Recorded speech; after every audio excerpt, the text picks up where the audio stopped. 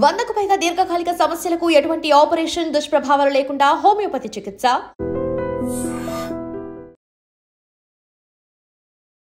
Welcome to iDreams media. కాస్త నలతగా ఉంది ఒంట్లోని. అనారోగ్యం కారణంగా 2 రోజులు రెస్ట్ తీసుకొని తర్వాత విధులకు హాజరవుతాను అనుకొని మళ్ళీ మరుసటి రోజు యథావిధిగా డ్యూటీకి హాజరయ్యారు.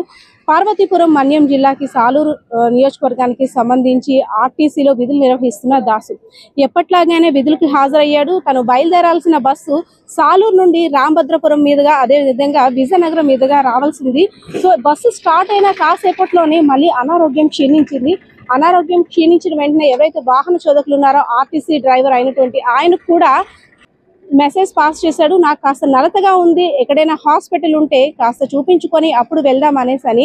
ఎప్పుడైతే బస్సు ఇలా స్టార్ట్ అయిందో అప్పటికే ఆయన ఆరోగ్యం మరింత క్షీణించింది. గుండెపోటు కారణంగా మరి క్షణాల్లో నా ఊపిరి ఆగిపోతుందంటూ ఊపిరి బిగపట్టుకొని ఉన్నారు. కానీ వాహన చోదకుడు అయినటువంటి డ్రైవర్ అండ్ అదే విధంగా బస్సులో ఉన్న ప్రయాణికులు కూడా హాస్పిటల్కి తీసుకువెళ్ళినప్పటికీ దాసు మృతి చెందడంతో కుటుంబంలో విషాద ఛాయలు అలుముకున్నాయనే చెప్పుకోవచ్చు.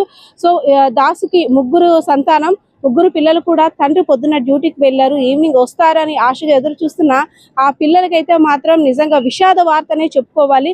తన భార్య ఎందుకంటే ఆరోగ్యం బాగాలేదు, వెళ్ళేటప్పుడు కూడా కాస్త ఆరోగ్యం జాగ్రత్త అండి అంటూ సూచనలు సలహాలు ఇచ్చి ఆరోగ్యం పట్ల మీరు చాలా జాగ్రత్త తీసుకోవాలి, టైంకి టాబ్లెట్లు వేసుకోవాలి, ఏదైనా అవసరం ఉంటే నాకు ఫోన్ చేయండి అంటూ ఆ పంపించిన గంటలోనే ఇంతలోనే మీ భర్త చనిపోయాడంటూ ఆ వార్త రావడం నిజంగా అక్కడున్న గ్రామస్తులందరూ కూడా కన్నీటి పర్యంతం అయ్యే విధంగా ఉంది.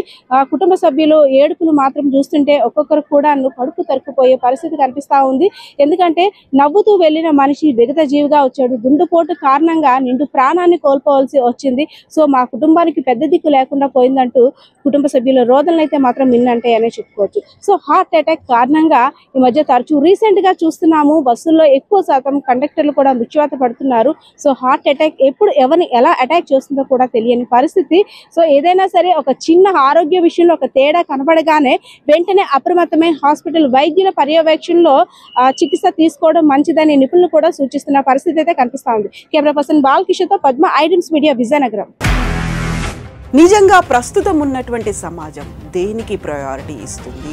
ఆర్థిక సంబంధాల చుట్టూ మాత్రమే తిరుగుతుంది. మళ్ళీ ఎన్నికలంగానే చాలా విరక్తి కలుగుతాం. మంచి అనిపిస్తుంది కదా, లేడీస్ కూడా ఛాలెంజింగ్ జాబ్స్ చేసినప్పుడు చాలా బాగుంటది. ట్రాఫిక్ అసిస్టెంట్స్ గా నియమించిన ట్రాన్స్జెండర్స్ అందరితో సాల్యూట్ చేయించుకుంటున్నారు. ఫుడ్ డెలివరీ ఇవ్వటానికి వెళ్ళినటువంటి డెలివరీ బాయ్ అనిల్ పై కళ్ళ ముందు